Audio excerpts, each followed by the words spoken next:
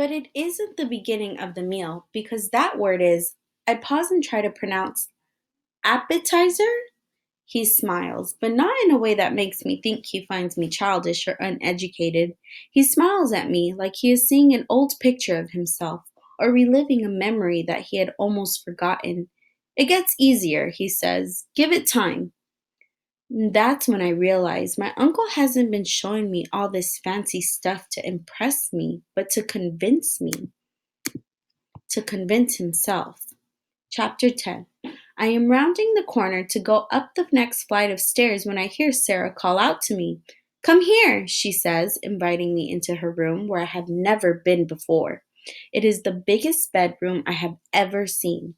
A giant bed with a white lace canopy is pressed against the back wall, and there is a white desk perfectly organized with all different colored pens and paper clips. It seems like the kind of place where dreams could grow and live.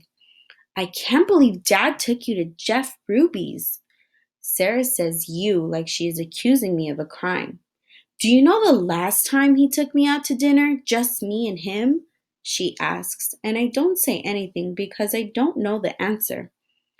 Yeah, she says softly and looks out the big window of her room at the moon that is newly swollen, hanging so low in the sky that it almost tricks you into thinking you could touch it. Me either. I stand there for a couple more moments. I can tell she wants me to leave, but I want her to ask me to. I am tired of all these guessing games. I need to finish my homework, my history homework, she finally says. Her voice isn't mean, only sad. As I leave her room, I think of the Arabic proverb that says, she cannot give what she does not have.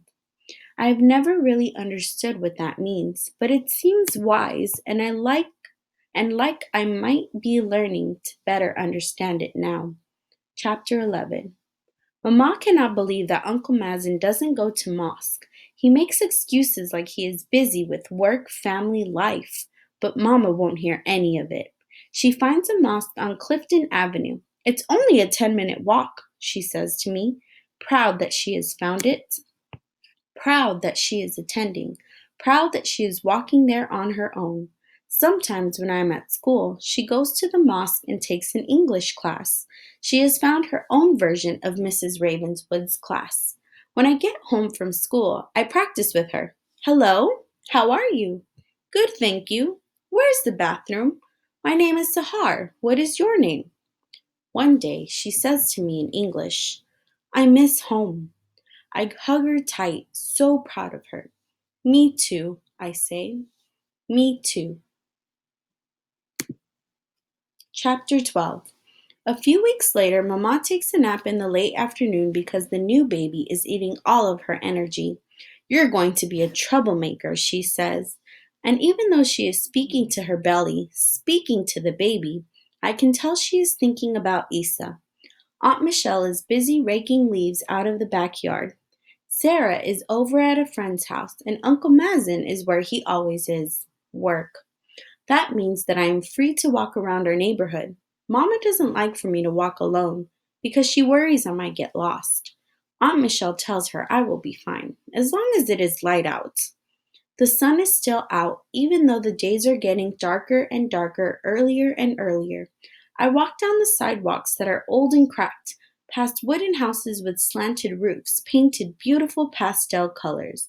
I wave at a man getting off the bus, a boy on a skateboard, a woman with two large grocery bags. They smile, and I smile. I make it to Ludlow Avenue, which is lined with shops and restaurants that smell like burnt vanilla and curry and fried eggs. I have written 5 letters to Fatima to tell her about my new neighborhood, new city, new country, new life. In each of those letters, I've told her about Ludlow Avenue.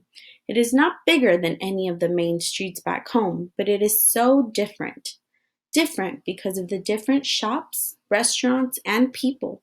It is a tiny street, but it feels like the whole world is living there.